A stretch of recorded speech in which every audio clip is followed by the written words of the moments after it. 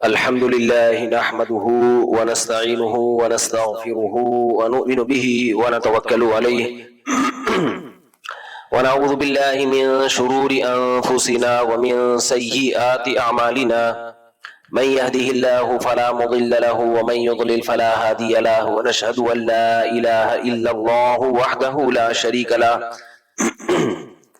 ونشهد أن محمدا عبده ورسوله صلى الله تعالى عليه وعلى آله وأصحابه وبارك وسلم تسليما كثيرا كثيرا أما بعد فأعوذ بالله من الشيطان الرجيم بسم الله الرحمن الرحيم يا أيها الذين آمنوا كتب عليكم الصيام كما كتب على الذين من قبلكم لعلكم تتقون أياما معدودات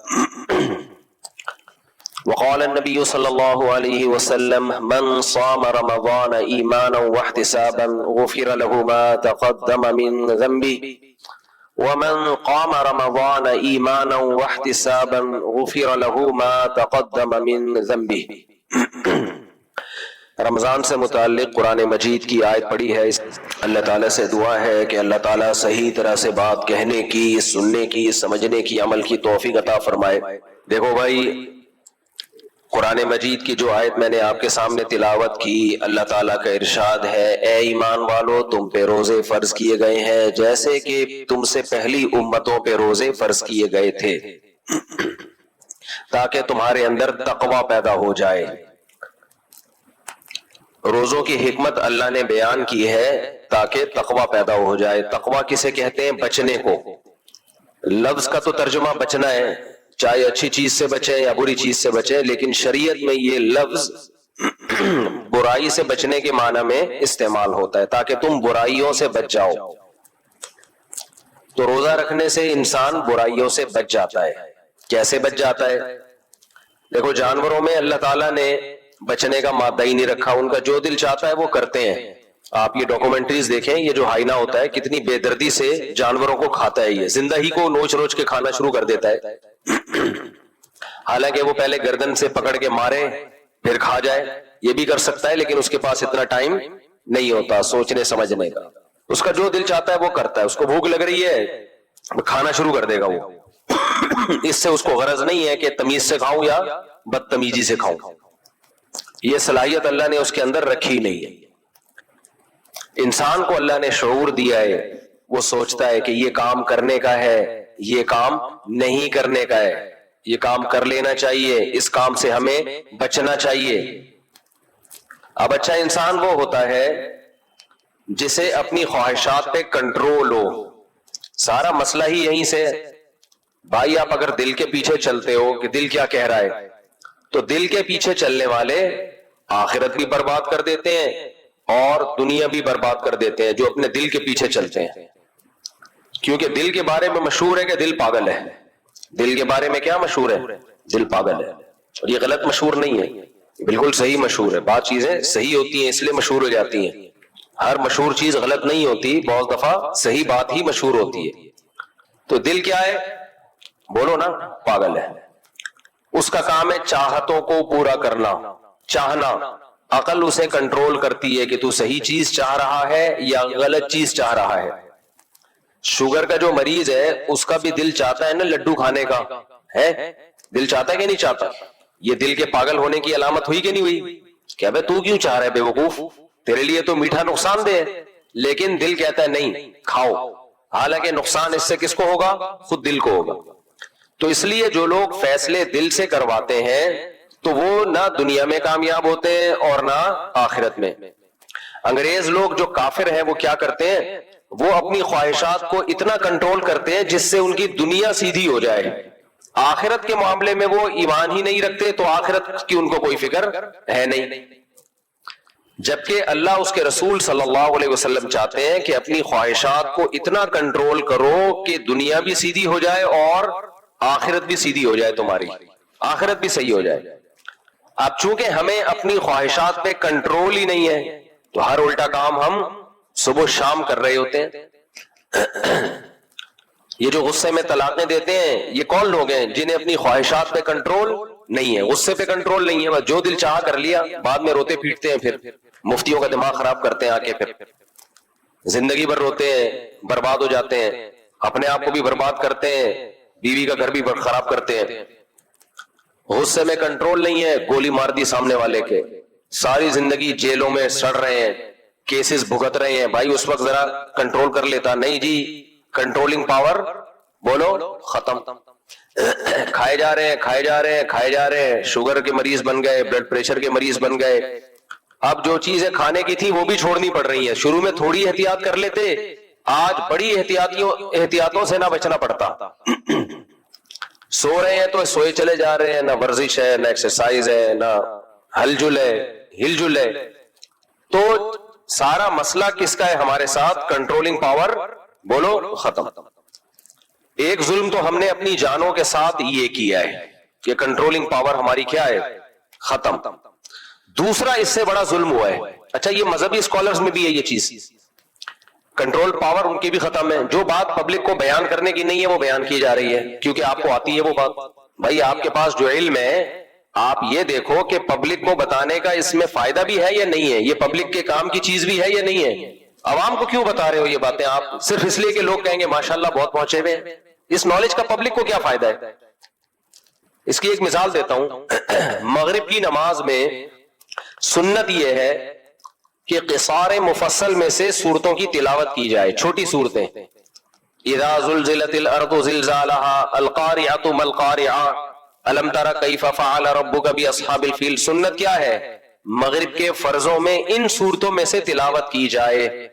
ہمارے مسجد میں دارالافتاء والارشاد میں مفتی رشید احمد صاحب کے دور میں قاری صاحب آئے, وہ مغرب کی نماز میں کبھی سورہ بقرہ سے تلاوت کر رہے ہیں, کبھی سورہ آل عمران سے. تو حضرت نے فرمایا بھائی جو سنت طریقہ ہے اس پر عمل کریں. اب مغرب میں پبلک بھی زیادہ ہوتی ہے, فجر میں پبلک کم ہوتی ہے. حضرت نے جب بہت دفعہ سمجھایا, میں فرمایا قاری لوگ یہ کرتے ہیں مغرب کی نماز میں بڑی بڑی صورتوں میں سے پڑھتے ہیں یہ بتانے کے لیے کہ ہمیں یہاں سے بھی آتا ہے. سمجھ رہے؟ اگر وہ علم ترا پڑھ لیں گے تو پبلک کہے گی یہ تو ہم بھی پڑھ سکتے ہیں, اس میں آپ نے کون سا تیر مار دیا. اگر وہ مغرب کی نماز میں قل ہو اللہ احد پڑھ لیں گے تو پبلک کہے گی یہ تو ہمیں بھی آتی ہے. آپ وہاں سے پڑھیں جہاں سے پبلک کو نہیں آتا, تاکہ پبلک کو پتا چلے آپ بہت بڑے قاری ہیں. آپ نے مجھے دیکھا ہے میں مغرب کی نماز میں کیا پڑھتا ہوں رفیع بھائی, علم ترا, قل ہو اللہ احد. مجھے کتنے سال ہو گئے یہاں, 20 سال یہی صورتیں پڑھ رہا ہوں. بہت کبھی ایسا ہوتا ہے کہ بیچ میں سے پڑھ لی, حالانکہ ہم حافظ قرآن ہے الحمدللہ. مغرب میں ہم یہ پڑھ رہے ہوتے ہیں الہاکم التکاثر ویل لکل ہمزۃ لمزہ لیلاف قریش القاریۃ ما القاریۃ, یہ سے چل رہی ہوتی ہے. بھائی پوری سورت ایک پڑھ لو ایک رکعت میں, دوسری رکعت میں دوسری پوری سورت پڑھ لو.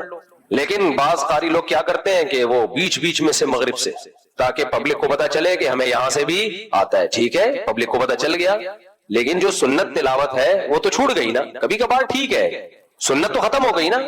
فجر میں آپ پڑھیں طوال مفصل میں سے, تو ہر وہ چیز جو آپ کو آتی ہے تو یہ بتانے کی ضرورت نہیں ہے کہ مجھے یہ آتی ہے. یہ سارا مسئلہ یہاں سے خراب ہوا ہے. لوگ مجھے کہتے ہیں نا شادیاں کرتے رہتے ہو بیان میں, مفتی صاحب کے پاس کوئی علمی باتیں نہیں ہوتی, کوئی علمی صلاحیت نہیں ہے. میں عوام کے سامنے وہ بات کرتا ہوں جو عوام کے مینٹل لیول کی ہے, جس کی پبلک کو ضرورت ہے. باقی ہم علمی لحاظ سے کچھ آتا ہے یا نہیں آتا میں دعویٰ نہیں کرتا, لیکن ہمارے وہ لیکچر سنو جو مدرسوں میں ہوتے ہیں. جب مدرسوں میں ہم لیکچر دیتے ہیں, اصول فقہ کی کتابیں یا حدیث کی کتابیں یا تفسیر پڑھاتے ہیں, تو ہمارا اسٹائل کچھ اور ہوتا ہے. وہ یہ والا اسٹائل نہیں ہوتا جو ابھی ہے. سمجھتے ہیں کہ نہیں سمجھتے ہیں؟ اب جو باتیں مدرسوں کے طلبہ کے سامنے آنے کی ہیں وہ میں پبلک کے سامنے لاؤں, اور جو پبلک کے سامنے کی ہیں وہ طلبہ کے, تو یہ سارا کام الٹا ہو جائے گا. فرقے پیدا ہوں گے, نئے تشویش پیدا ہوگی لوگوں میں. تو جو پبلک کے کرنے کے کام ہے, واعظین جتنے بھی دنیا میں گزرے ہیں وہ آسان باتیں کرتے ہیں لوگوں کے سامنے. زنا چھڑواؤ لوگوں سے, لوگوں کو نماز پہ لے کر آؤ, لوگوں کو زکات پہ لے کر آؤ. یہ کام چھوڑ کے آپ بنو امیہ کے جھگڑے نمٹانے بیٹھ جاؤ سیاسی, تو اس سے امت میں کوئی خیر کا کام نہیں ہوگا. اس سے امت کیا ہوگی؟ بیکار چیزوں میں, لغو چیزوں میں لگ جائے گی, اور اس میں بھی آپ جو نالج لوگوں کے سامنے لا رہے وہ بھی غلط ہو, صحیح وہ بھی نہ ہو, پھر تو اور مسئلہ خراب ہو جائے گا. تو خیر میں یہ عرض کر رہا تھا کہ کنٹرولنگ پاور کیا ہو گئی ہے؟ ختم. مذہبی لوگوں کی بھی کنٹرولنگ پاور ختم. مذہبی اسکالر جو ہوتے ہیں بہت سے, کہ ان میں برداشت ہی نہیں ہے. یہ بات عوام میں لانے کی ہے کہ نہیں لانے کی ہے, کیسے بیان کیا جائے برداشت سے. جب ایک دوسرے کے خلاف بولتے ہیں تو برداشت سے کنٹرول ختم ہو جاتا ہے. سامنے والے پہ رد کیسے کرنا ہے, اس کے بھی تو کوئی آداب اور کوئی تمیز ہوتی ہے نا. تمیز مارکیٹ سے کیا ہے, شارٹ ہے. تو ایک ظلم تو یہ ہوا کہ ہماری سوسائٹی میں برداشت ختم ہے. دوسرا ظلم یہ ہوا کہ مذہب میں ان چیزوں کو داخل کیا گیا کہ جن چیزوں سے برداشت اور ختم ہوتی ہے, حالانکہ ان کا مذہب سے تعلق نہیں ہے. سمجھ میں آ رہی ہے بات؟ یعنی گویا کہ جو چیز برداشت پیدا کرنے کا ذریعہ تھی مذہب, اسی مذہب کا ایسا تصور پیش کیا گیا کہ عدم برداشت ایسا لگتا ہے کہ سب سے زیادہ مذہبی لوگوں میں ہے. نہیں آئی بات؟ یعنی مذہبی لوگوں کو دیکھ کے لگتا ہے کہ سب سے کم برداشت ان لوگوں میں ہے. سب سے زیادہ جذباتی لوگوں میں مشہور ہے یہ بات. سب سے زیادہ جذباتی کون ہوتے ہیں؟ مذہبی لوگ. سب سے کم برداشت کس میں ہوتی ہے؟ مذہبی لوگوں میں. سب سے زیادہ بد اخلاق کون ہوتے ہیں؟ مذہبی لوگ. سب سے زیادہ گالیاں کون دیتے ہیں؟ مذہبی. مشہور ہے پبلک میں, یہ مشہور ہے, امیج ایسا گیا ہوا ہے. نہیں آئی میرا خیال ہے بات. مارنے دھاڑنے کے سب سے زیادہ فتوے کس کے پاس ہوتے ہیں؟ ابے بولو نا, مذہبی لوگوں کے پاس. مار پیٹ سب سے زیادہ کون کرتے ہیں؟ مذہبی لوگ. میں نہیں کہہ رہا حقیقت ہے یہ, لیکن پبلک کے سامنے جو مذہبی لوگوں کا امیج گیا ہوا ہے, جو تصور گیا ہوا ہے, وہ یہی ہے. سمجھتے ہو کہ چیختے چلاتے سب سے زیادہ کون ہے؟ آپ یونیورسٹیوں میں لیکچرار کے پاس چلے جائیں, تمیز سے لیکچر دے رہا ہوگا, کسی مولوی صاحب کے بیان میں بیٹھ جائیں تو ایسا لگ رہا ہوگا ابھی سر پھاڑ دے گا ہمارا بیٹھ گئی. اتنا چیخے گا, اتنا چلائے گا, کہتے کیا ہو رہا ہے بھائی, یہ بات آرام سے بھی کہی جا سکتی ہے. ایک صاحب ہے, ایک مولانا صاحب, میرے خلاف فتوے آج کل بہت دے رہے ہیں. وہ اڑا دو گردن, اڑا دو اس کی, مار دو اس کو, گستاخ ہے, اور پتہ نہیں اس طرح کے فتوے نا. تو جب بہت زیادہ ہو گئی تو میں نے کسی کو بھیجا, میں نے کہا جا اس کے بیان میں بیٹھ, ریکارڈ کر کے لے آ, اس سے پہلے کہ یہ ہماری گردن اڑائے, ہم اس کے خلاف کیس کرتے ہیں. کیونکہ اچھا وہ کام اس کا یہ ہے کہ بنیان سونگتا ہے عورتوں کے. کیا کرتا ہے وہ؟ عورتوں کے بنیان سونگ سونگ کے بتاتا ہے کہ تیری بیوی پہ جن ہے یا نہیں ہے. اب جب سے میں نے یہ کہنا شروع کیا ہے نا, میری گردن اڑے نہ اڑے, اس کی 2 ٹکے کی سوسائٹی میں حیثیت رہی نہیں ہے. کیونکہ ہمارے علماء ایسے لوگوں کے خلاف بولتے ہوئے ڈرتے ہیں کہ شاید کہیں پہنچے ہوئے بزرگ نہ ہو, کہ یہ جن چڑیل بھوت بھگاتے ہیں تو پتہ نہیں ان کا اللہ کے ہاں کیا مقام ہوگا. ہمارے علماء اکثر, نیک علماء بھی ڈرتے ہیں ان لوگوں کے خلاف بولتے ہوئے کہ یار ایسا نہ ہو حقیقت میں کہیں پہنچے ہوئے نہ نکلیں کہیں. یہ بعض ہوتے ہیں نا, وہ بہت بڑا مقام ہوتا ہے. تو اللہ نے میرے اندر جو سافٹ ویئر انسٹال کیے ہیں, وہ سافٹ ویئر ان چیزوں کو مانتے ہی نہیں ہے. میں کہتا ہوں وہ کمبخت ایک نمبر کا بے غیرت, اور بے غیرت سے بہت کم گالی ہے. یہ ممبر کا احترام ہے کہ میں بہت ہلکا لفظ یوز کر رہا ہوں. ممبر نہ ہوتا تو پھر میں بتاتا ان کو کیا کہا جائے گا. مجبور ہوں, ممبر نے میرے ہاتھ باندھ دیے. وہ بزرگ تو دور کی بات میرے بھائی, جو عورت کا بنیان سونگ رہا ہے نا کسی غیر عورت کا, وہ بے غیرتی کا لفظ اس کے لیے, یہ بے غیرتی کے لفظ کی توہین ہے. بے غیرت کا لفظ بولے گا یار میں اتنا برا ہوں کہ آپ نے اس آدمی پہ میرا نام فٹ کر دیا, اور اپنے آپ کو مفتی بھی کہتا ہے, مفتی فلاں مفتی فلاں. تو جن چڑیل بھوت بھگانے والے ویسے ہی غیرت ان میں ہوتی نہیں ہے. آپ ذرا ان کے ساتھ رہو, آپ کو سارے ایک نمبر کے بے غیرت نظر آئیں گے. یہ اتنے بے غیرت ہیں کہ میں ان کے خلاف اتنا بول رہا ہوں, ایک جن میرے پاس نہیں بھیجا انہوں نے. یار کیا خیال ہے, بھیج دو یار 2-4 جن چڑیل بھوت بھیج کے ہمیں بھی کوئی جادو وادو کرو ہمارے اوپر بھی. تو کوئی جادو کرو نا ہمارے اوپر بھی کرو یار. کس نے منع کیا تمہیں؟ رکھو تعویذ. تو یہ ان دلوں میں تیل نہیں ہے, بے غیرت لوگ ہیں. یہ صرف آپ میں اگر کوئی بے غیرت ہو تو اس پہ اثر کریں گے یہ, ٹھیک ہے نا. یہ ان کا اثر ہر ایک پہ نہیں ہوتا. تو وہ ہے, وہ ہر جمعے کے بیان میں نا چیخ چیخ کے تھک گیا وہ بے غیرت میرے خلاف. کبھی بنوری ٹاؤن کے فتوے, کسی اور کے بارے میں فتویٰ بنوری ٹاؤن کو وہ میرے نام پہ لگا لگا کے چلا رہا ہوتا ہے. ابھی 2 جمعے پہلے پھر اس نے بانٹا ہے. پوری بیچارے کی کوشش ہے کہ مفتی طارق مسعود کا کوئی سر قلم کر دے, پوری زور لگا رہا ہے وہ. اور قلم کرنے کا مقصد کیا ہے؟ تاکہ یہ جو چڈی بنیان جو سونگ سونگ کے بتاتا ہے نا, اس کو جو میں نے ایکسپوز کیا ہے, یہ تو چڈی میں نے دیکھی نہیں ہے, بنیان تو لوگوں سے سنا ہے, لیکن میں یقین سے کہتا ہوں چڈیاں بھی سونگتا ہوگا. کیونکہ جو بغیرت ہوتا ہے وہ تھوڑا بغیرت ہوتا نہیں ہے. تو وہ گردن اڑانے کے چکر میں لگا ہوا ہے بہت دنوں سے. تو جتنے اس کے بے غیرت مرید ہیں, میں ان سے کہتا ہوں کہ اپنے اس پیر سے بولو کہ بے غیرت تو ہمارے ذریعے سے مفتی کی گردن کیوں اڑوا رہا ہے؟ تجھے اگر عشق مصطفیٰ ہے تو بے غیرت خود آنا, صحیح ہے نا. سادہ لوح عوام کو عشق مصطفیٰ کے نام پہ ان سے قتل کروا کے ساری زندگی ان کی جیلوں میں گزرتی ہیں, اور یہ بغیرت بیٹھے ہوتے خود گاڑیوں میں گھوم رہے ہوتے ہیں اور عورتوں کے بنیان سونگ رہے ہوتے ہیں, زندگی ان کی اسی میں گزرتی ہے. تو جو بھی فتویٰ دیا کرے نا فلاں کی گردن اڑا دو, آپ اس کو تلوار لا کے دیں, حضرت یہ کام آپ اپنے دستے مبارک سے کریں, مریدوں کو بے وقوف بنانے کی کوشش بولو نہ کریں. حضرت یہ تلوار ہے, آپ اپنے دستے مبارک سے تلوار پہ آپ خود خرچہ کر لیں. ان سے یہ کہیں کہ یہ نہیں ہو کہ ہم تلواروں سے کھیلیں اور آپ عورتوں کی شلواروں سے کھیلیں, کیونکہ عامل شلواروں سے بھی کھیلتے ہیں عورتوں کی. یہ نہیں ہو سکتا کہ ہمیں تلواروں سے کھلواؤ, خود چڈی بنیان اور شلواروں سے کھیلو. جس پر خدا کی کوئی بہت بڑی پھٹکار ہوتی ہے نا وہ عامل بنتا ہے, بہت بڑا کوئی جرم ہوا ہوتا ہے, اس سے بہت بڑے کوئی کبیرہ گناہ کا ارتکاب کیا ہوتا ہے. یہ چھوٹے موٹے گناہوں پہ اللہ کی طرف سے ایسی سزا نہیں ملتی ہے. جس کو اللہ جن چڑیل بھوت بھگانے والا روحانی عامل بنا دے نا, یقین کر لو اس سے ماضی میں کوئی چھوٹا گناہ نہیں ہوا, اتنا بڑا کبیرہ گناہ ہوا ہے کہ جس کی پھٹکار اس کے اوپر برسی ہے. کیونکہ یہ گناہ جو ہے نا عامل بننے کا جرم, اس کی نسلیں بھگتتی ہیں اس کی سزائیں. وہ کبھی بھی لاجک کی بات تو کرے گا ہی نہیں, جہاں میاں بیوی کا جھگڑا ہوگا نمٹائے گا نہیں, جن چڑیل بھوت کے کھاتے میں ڈالے گا. عقل مند آدمی اینالائز کرتا ہے کہ اس میں غلطی کس کی ہے, اس کو جوڑنے کی کوشش کرو. جیسے قرآن نے حکم دیا کہ دونوں طرف سے خاندان کے افراد بیٹھے دیکھیں غلطی کس کی ہے, سلو کی کوشش کریں.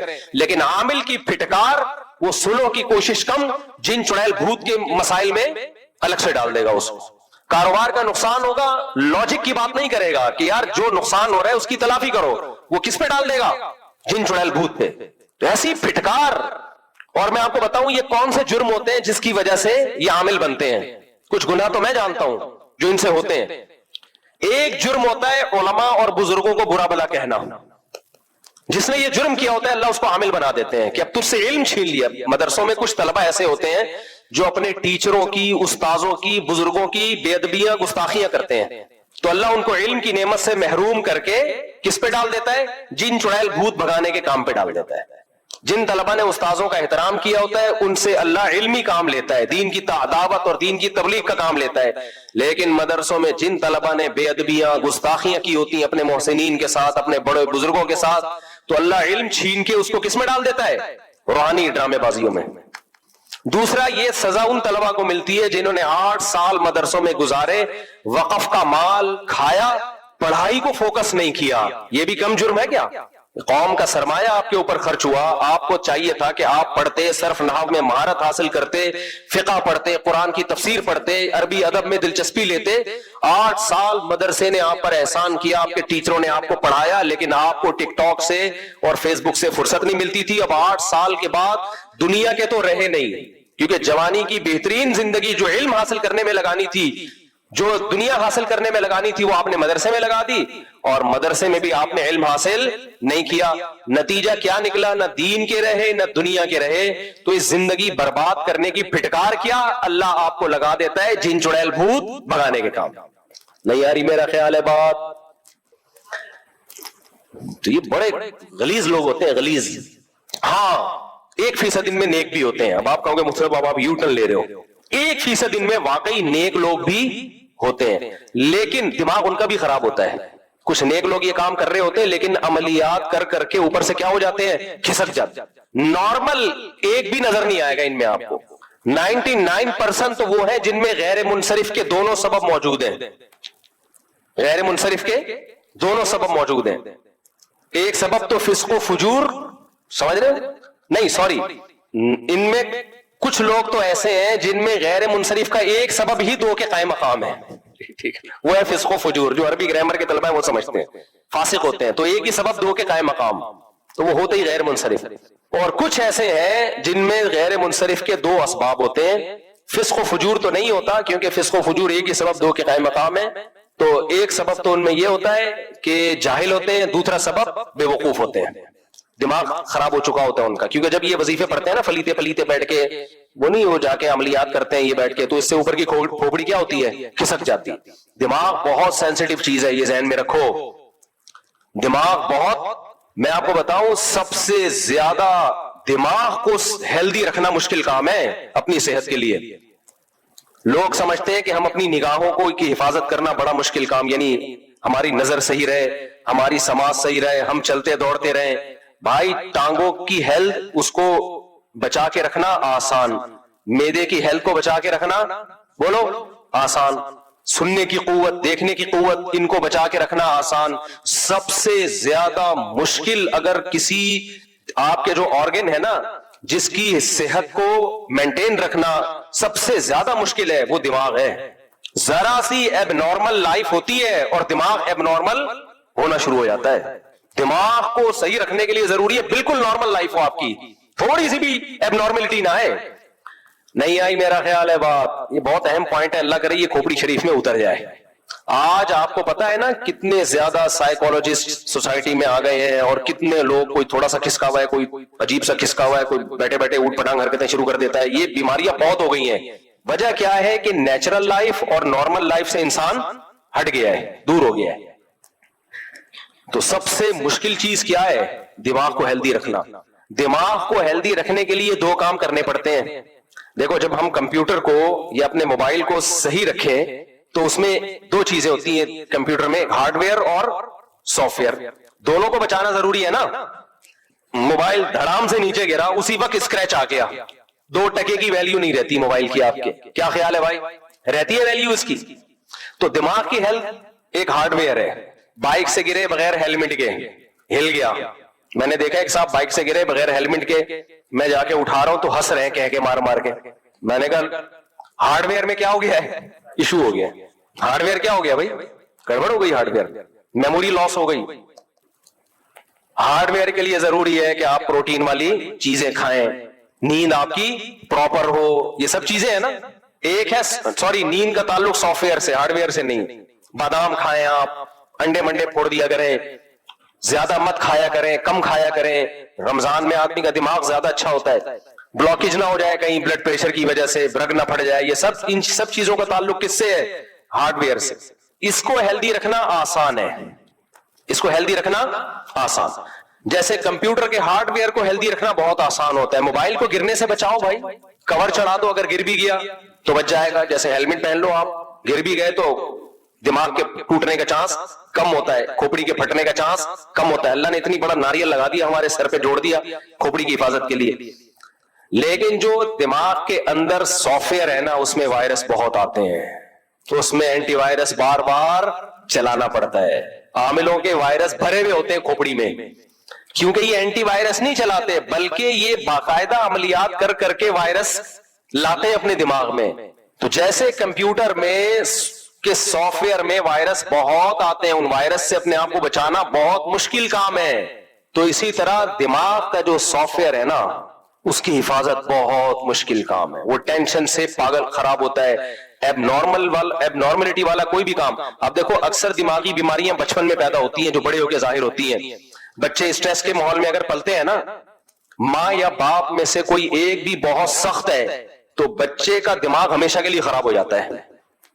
اسکولوں کی جو ٹینشن ہے نا بچوں میں, ہر وقت امتحان امتحان امتحان, آگے بڑھنے کا شوق ہی ختم, بس نمبر لینے کا شوق ہوتا ہے. تو وہ اسٹریس ان کو کیا کرتی ہے, ان کے اندر جو, میں آپ کو اپنی بات بتاؤں, میں نے مدرسے میں جا کے پڑھا ہے, اسکولوں میں نہیں پڑھا. اسکول میں ہمیں یہ ہوتا تھا کہ امتحان میں نمبر اچھے لینے, رٹا لگاتے تھے ہم, کیونکہ ہم دیکھتے تھے جس بچے کے اسکول میں نمبر اچھے آئے اس کی عزت ہوتی ہے, جس کے نمبر اچھے نہ آئے اس کی بے عزتی ہوتی ہے. تو ہمیں اس سے کوئی سروکار نہیں ہوتا تھا کہ جو فزکس کیمسٹری ہم پڑھ رہے ہیں اس میں ہمیں کتنی مہارت ہو رہی ہے. میں تو پھر بھی اپنے طور پر کوئی دلچسپی لیتا تھا, جیسے فزکس کے اصول جب ہم پڑھتے تھے تو میں اپنی پریکٹیکل لائف میں اس کو اپلائی کرتا تھا.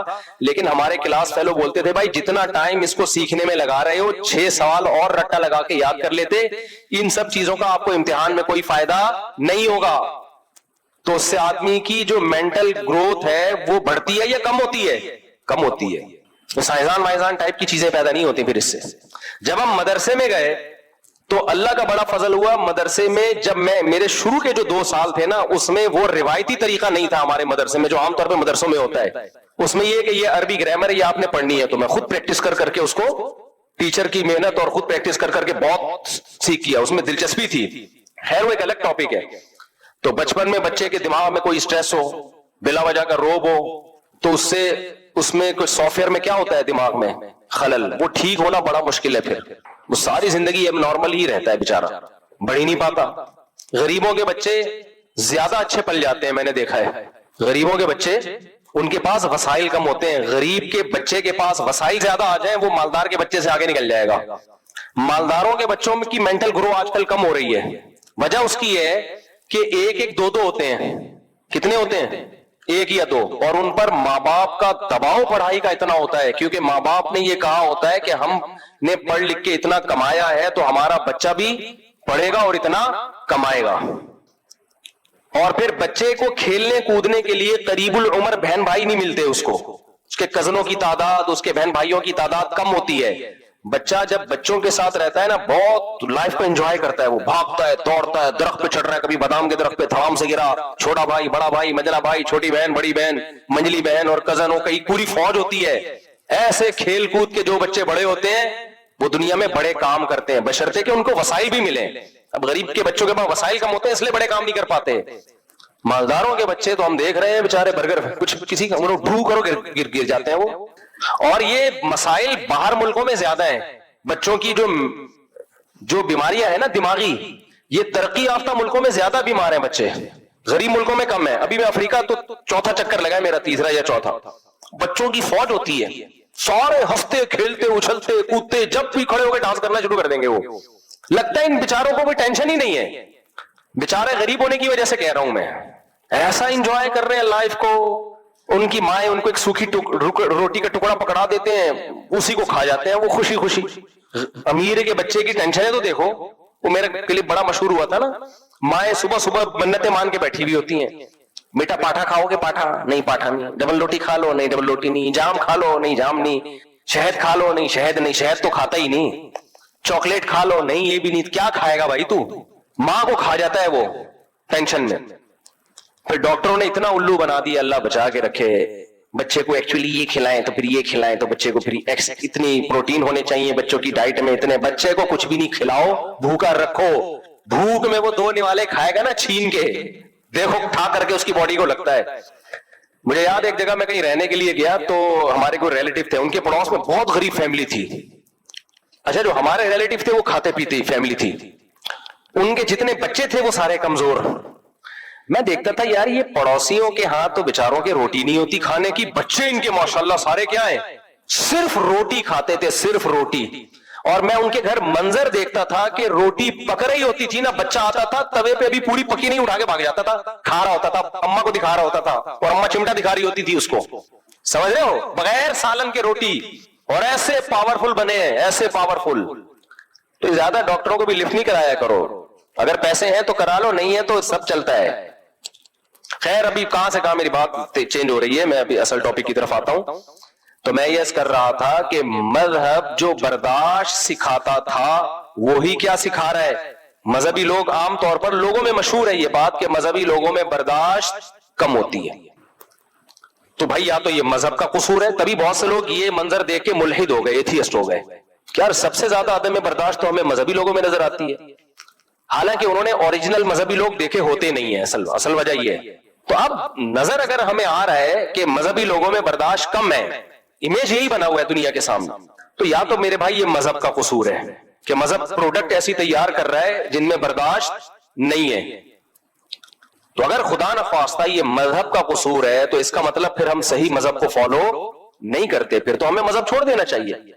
لیکن حقیقت یہ ہے کہ یہ مذہب کا قصور نہیں ہے, مذہب کو ریپریزنٹ کرنے والے, مذہب کو ایکسپلین کرنے والے وہ غلط ایکسپلین کر رہے ہیں. کیسے؟ اب میں آپ کو بتاتا ہوں. دیکھو اگر کسی مذہب کے پہ چلنے والوں میں آپ کو موٹاپا بہت نظر آ رہا ہے, سارے گول گول ہی ہیں اس مذہب کے فالوورز. دوبارہ سے جب بہت بہترین مثال ہوتی ہے تو میں ایک گیئر لگانے کے بعد نیوٹرل کر کے گاڑی کو دوبارہ سپیڈ میں لے کر آتا ہوں, ریورس دوبارہ سے نا. روڈ بہت زبردست ہے تو اب گاڑی کو نیوٹرل کر کے بریک لگاؤ, دوبارہ گیئر میں ڈال کے گاڑی چلاؤ. تو میں مثال کو دوبارہ سے دیکھو. مجھے ایک بات بتاؤ, فرض کرو کوئی مذہب ہے جس کا کوئی بھی نام ہے, اسلام کی بات نہیں کر رہا, کوئی بھی ایک مذہب ہے, اس مذہب کا نام ہم اے بی سی رکھ دیتے ہیں. اس مذہب کا کیا نام ہے؟ اے بی سی. دنیا میں ایک مذہب ہے جس کا نام کیا ہے؟ اے بی سی. اس مذہب کے ماننے والوں کا دعویٰ ہے کہ ہمارا مذہب ہی برحق مذہب ہے، انسانیت کی نجات ہی اسی مذہب میں ہے، اور یہی مذہب برحق مذہب ہے، اس مذہب پہ چلو گے تو دنیا نجات پائے گی، دنیا کامیاب ہوگی۔ تو لیکن اس مذہب پہ جتنے بھی چلنے والے لوگ ہیں ان سب میں ایک چیز ہمیں کامن نظر آتی ہے کہ سب گول مٹول، بڑی بڑی توندیں، اور رائٹ اور لیفٹ دونوں کولے، اور تون کا سائز برابر، سارے ہی سب گول گول موٹے موٹے، 150-200 کلو سے کسی کا وزن کم نہیں، 2-4 ہوتے 5-6 ہوتے، ہم کہتے ہیں یار یہ تو قدرت کی طرف سے ہو جاتا ہے نا۔ بھائی بہت لوگ ایسے ہم نے دیکھے ہیں جو بہت تھوڑا کھاتے ہیں لیکن وزن ان کا بہت زیادہ ہے، یہ اسٹرکچر ہی ان کا قدرت کی طرف سے۔ صحابہ میں بھی ایسے تھے، تابعین میں بھی ایسے تھے، بڑے بڑے بزرگوں میں آج بھی ہم نے دیکھا ہے۔ حضرت حاجی عبدالوہاب صاحب تبلیغ جماعت کے امیر تھے، میرا خیال ہے 24 گھنٹے میں ایک ٹائم 4 نوالے کھاتے ہوں گے وہ، لیکن جسم بھاری تھا۔ یہ تو قدرت کی طرف سے، چند لوگ تو ہو سکتے ہیں، لیکن اس مذہب کے جتنے ماننے والے سارے کیا ہیں، لمبائی اور چوڑائی کیا ہے، برابر۔ لیٹ جائیں تو پتہ نہیں چلے کہ کھڑے ہوئے ہیں یا اگر چادر ڈال دیں ان کے اوپر۔ بہت مختلف طریقوں سے اس بات کو ایکسپلین کیا جا سکتا ہے، میں زیادہ مثالیں نہیں دے رہا آپ کو۔ سارے ہی اگر موٹے موٹے ہیں، سارے ہی موٹے موٹے، تو اس سے پہلا امیج جو دنیا کے سامنے جائے گا وہ یہ جائے گا کہ اس مذہب میں باقی تعلیمات کا تو ہمیں نہیں پتا، اخلاقیات میں کیا معاملہ ہے، لیکن یہ مذہب میں کھانا پینا بہت زیادہ یہ فرض ہے، کیونکہ سارے ہی مذہب کے ماننے والے کیا ہیں، گول۔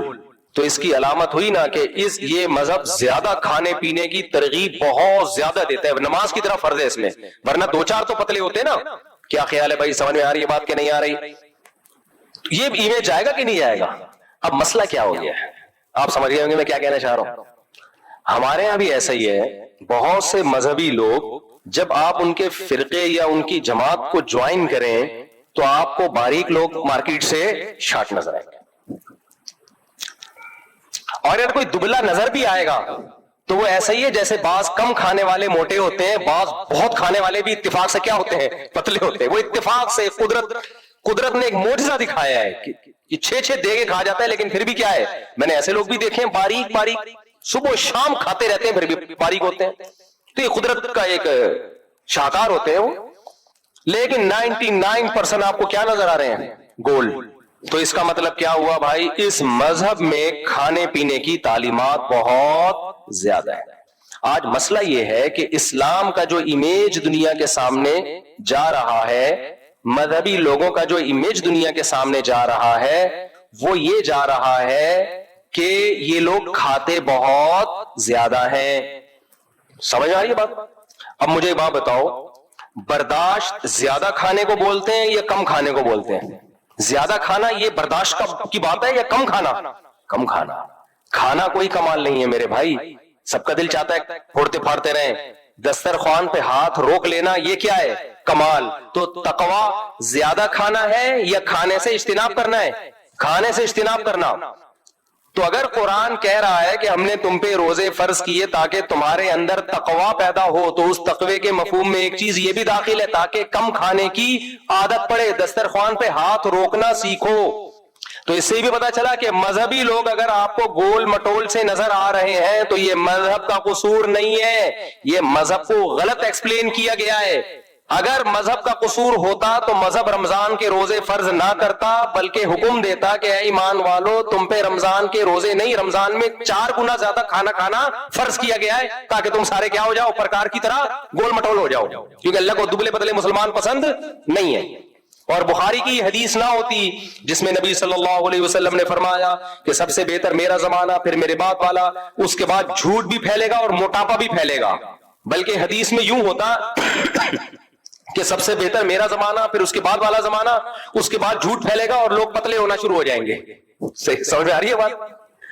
تو اس سے پتا چلتا ہے میرے بھائی کہ اسلام میں کھانا پینا نہیں ہے، اسلام میں کھانے پینے سے اجتناب کرنا ہے۔ اور ہمارے ہاں تیجے میں کیا ہوتا ہے، اب میں بتا رہا ہوں نا مذہب میں، آپ کہہ سکتے ہو نہیں بھائی ہم نے تو مذہب میں نہیں داخل کیا کہ زیادہ کھاؤ، کون مفتی فتویٰ دیتا کہ زیادہ کھاؤ؟